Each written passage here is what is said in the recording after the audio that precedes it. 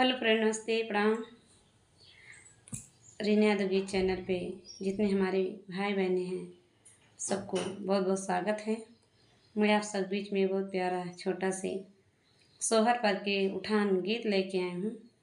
मेरा गीत पसंद आए तो लाइक सब्सक्राइब शेयर ज़रूर करना, अपना आशीर्वाद दुलार ज़रूर देना और मेरे चैनल को ज़्यादा से ज़्यादा सपोर्ट करना। आप सभी को जितने हमारे भाई बहन हैं सबको बहुत बहुत धन्यवाद। अंगन खेलई भौजी तुहर ललनवा, अंगना खेलई भौजी तुहर ललनवा, तुहर ललनवा भौजी तुहर ललनवा, तुहर ललनवा भौजी तुहर ललनवा, अंगना खेलई भौजी तुहर ललनवा, अंगना खेलई भौजी तुहर ललनवा।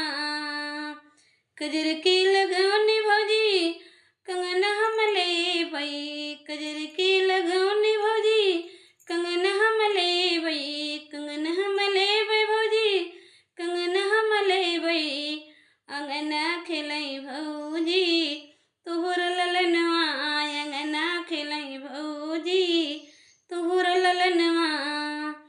मांगू तो मांगो नंदी कंगन तू मांगो, मांगू तो मांगो नंदी कंगन तो ही मांगो, आशीष दीहू नंदी जिए मोर ललना, आशीष दीहू नंदी जिए मोर ललना, आशीष दीहू नंदी जिए मोर ललना, कंगना हम देबई ई मोरी नंदी, कंगन हम देबई ई मोरी नंदी।